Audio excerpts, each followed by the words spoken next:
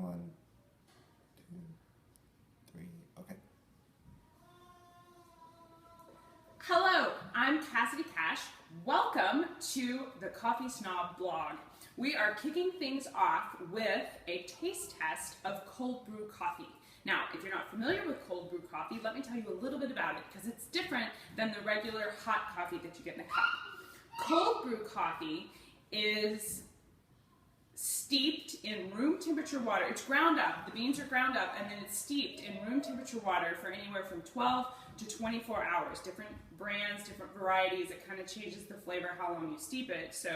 But it's not run through hot water the way hot brew coffee is. So then, once it steeps in that room temperature water for all that time, then they extract the liquid from the coffee grounds, and then they put it in bottles a lot like this one, so that you can drink it. Now, where it began is a little bit sketchy. You try and look that up, and there's a lot of different people that think a lot of different things.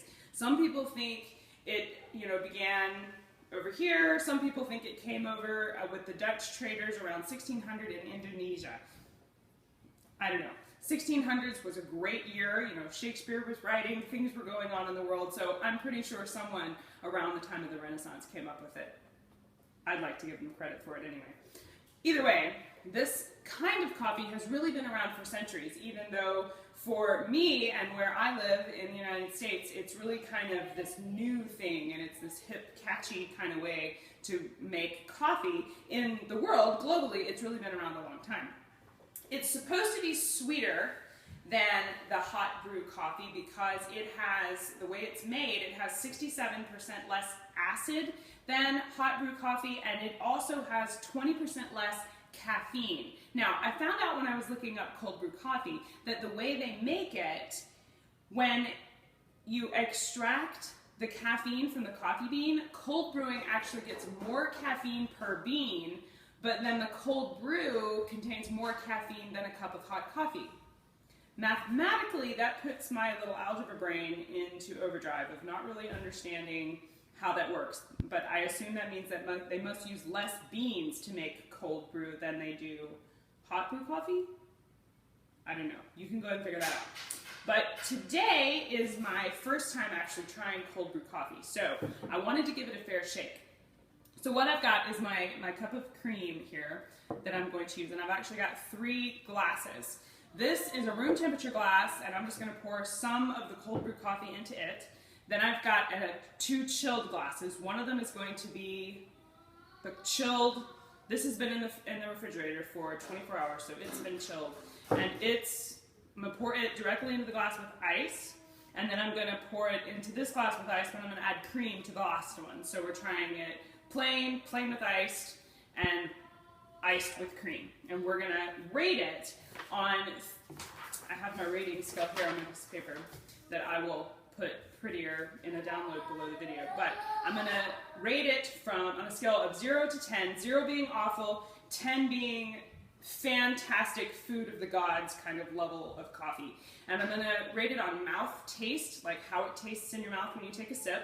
I'm going to rate it on aftertaste, like if it leaves any kind of taste in your mouth, and whether it's good by itself, whether it's good with milk, and its aroma, how it smells, because, I don't know, to me, you eat with your eyes and how things smell every bit as much as you eat with stuff that actually goes into your mouth. So, we're going to open this and give it a shot. As an interesting side note, cold brew coffee also makes an excellent cooking coffee because it's liquid and cold. You can mix it into like cake batters and brownies and things if you wanted to cook with it. So we'll see.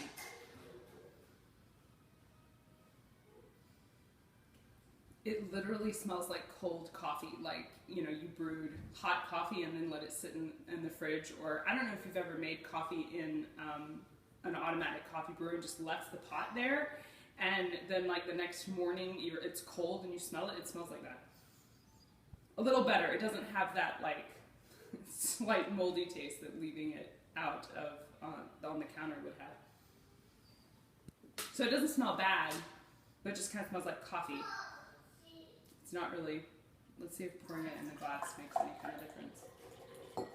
So let's see how much I have in here. That's probably enough for a taste.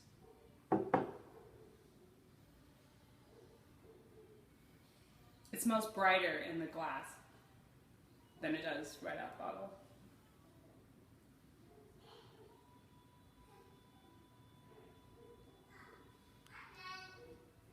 Oh, that's interesting. If you can imagine coffee with a fruity taste, it has a fruity taste. You could really just drink this as a drink. In your mouth, it feels a lot like water meets beer without the foam. You know, it doesn't have that bite that beer has, but it feels that way in your mouth. I guess because of the kind of robust smell that it has when you put it in your mouth. And it really doesn't have that much of an aftertaste. It almost tastes like you have water that you've mixed with something. It's a light taste. It's not heavy at all. It's not bitter, and I really expected it to be bitter. It's not bitter. All right, let's see if pouring it over ice changes anything. The literature about iced coffee and the people who are supposed to know how you're supposed to do these things tell you that you're supposed to drink it as cold as you can get it, I suppose. They didn't contemplate that I would think of, hey, that means stick it down in, liquid nitrogen, but I don't think they mean that cold. I think they just mean chill it and then pour it over ice.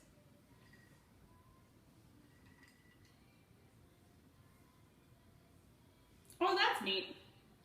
The colder it gets, then it's like more, it's like fruity and nutty, like chestnuts.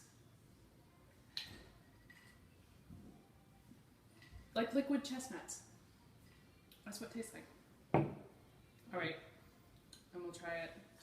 Lastly, I was setting up this video for you guys. I wanted it to look very neat, and it didn't occur to me that I could just pour my milk in this glass, but that's fine.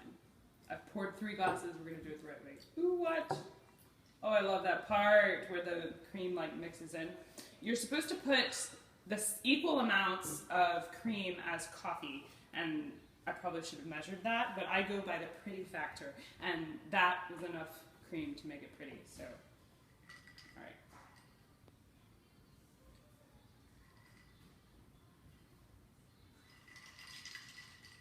Wow. Now it's kind of approaching tea. I don't know if you've ever added milk to your tea. I know that it was a British lady that introduced me to that for the first time, to add cream to your tea. This flavor is a lot like that. The coffee, at least this brand of iced coffee, which is Stumptown cold brew coffee, and I got this kind because it says it's the highest quality. They think that theirs is the best anyway, so that is cold brew coffee. As far as my recommendation, it was certainly fun to try, so if you've never had cold brew coffee, I would give it a go. I think my favorite of the 3 options was actually just drinking it by itself without the ice and without the milk. If you don't really like a stronger coffee flavor, then you would want to add milk to dilute it a little bit. I could see this being I like this for a cooking coffee. I don't see me drinking this daily. I think mostly because I just like my coffee hot, but it would be great to add coffee flavor to things when you're cooking, or if you wanted to, spice things up by putting a little coffee in it. I think it would be fun to create a simple syrup with it. Like, simple syrup is equal parts sugar and water, but if you use